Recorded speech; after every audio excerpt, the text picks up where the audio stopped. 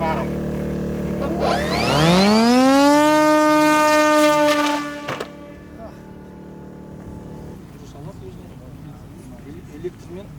корпаем.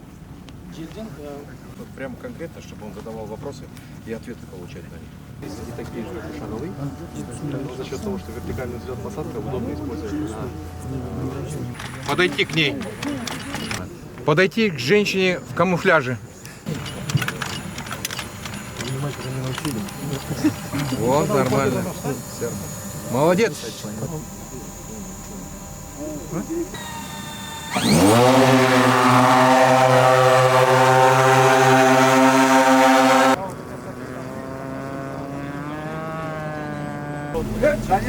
Потом по вертикали набирает высоту.